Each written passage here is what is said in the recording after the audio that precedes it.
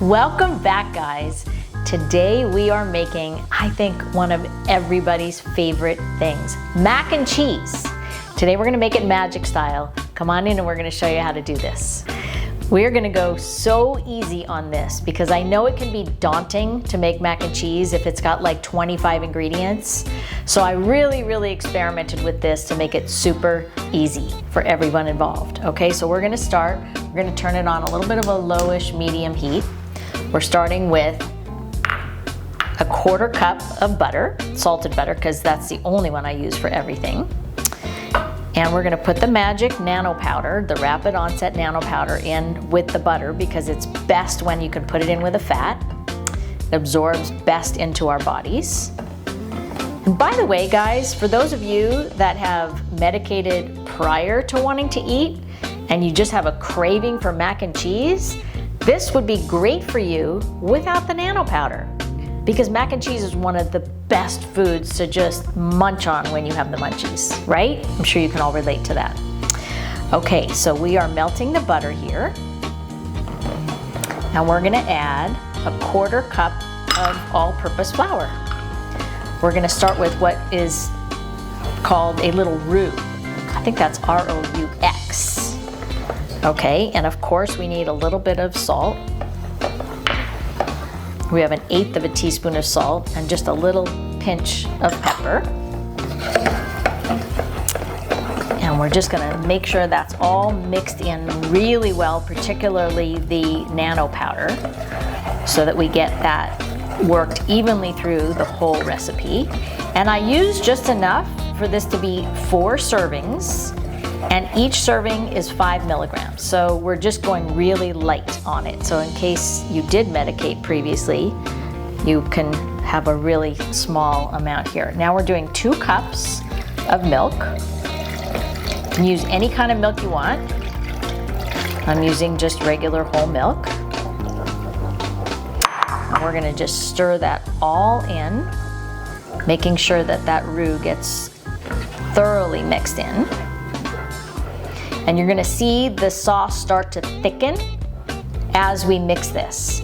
So kind of be a little bit patient here. It's gonna take a minute or 2 and we're gonna see it thicken. Make sure you've gone to the gym recently because you should keep stirring this with your stronger arm for the full 5 minutes so you don't burn the milk. The last thing you want to do is burn the milk because you're going to taste that in the recipe. So you want to just continue to stir it, not vigorously, but enough that you're moving it around so that you don't burn the milk. And I think I'm at a very sort of a medium, lowish medium heat here. You can stop long enough just to see if it's bubbling yet. So we're not bubbling yet, so we're gonna keep cooking. And don't take a shortcut and put that cheese in too early, because then you're not gonna be happy with your result.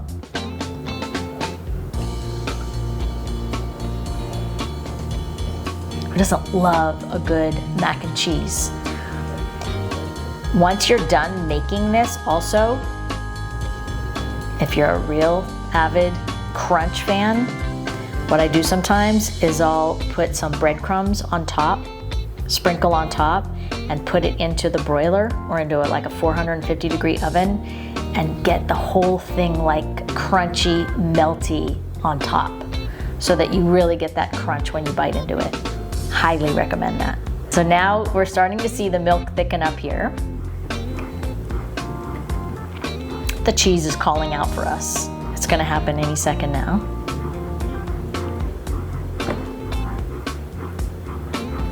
And listen, if you're a higher tolerance fan, you can just eat this whole thing because it's only going to be 20 milligrams. Me, as a low tolerance gal, I'll just eat 1/4 of it so that I keep it on the down low, on the tolerance side.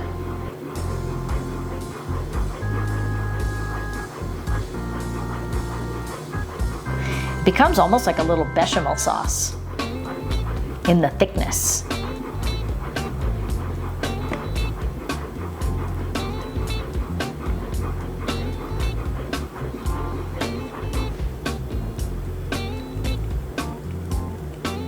Okay, now we're getting some bubbling.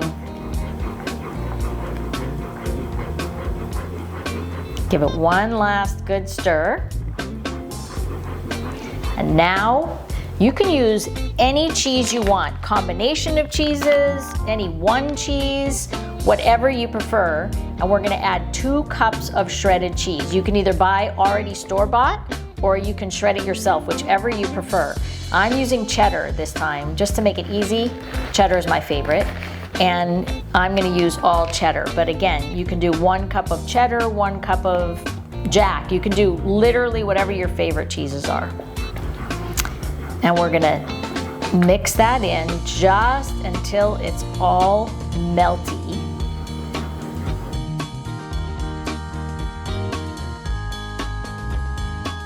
I made this in advance and I drained it so that we're ready to go. And we're just gonna mix this in and make sure that we get it beautifully coated with that cheese. Yum. This looks good enough to eat, guys, I'm telling you. Okay, we are now going to plate this and we're gonna put it in this short dish so that we can, I like to have as much surface area crunchy. So if you're a fan of that, oh my God, this smells so good, you guys. If you're a fan of having a lot of crunch on your surface area, put it in a low dish like this. And you can use seasoned breadcrumbs, Italian seasoning, you can use panko. I'm gonna use panko because it gets super crunchy. And we're just gonna pour it along the top. Sometimes I even mix it in. I'm just gonna pour it right along the top, very generously. And then we're gonna pop it in the broiler to get it nicely browned.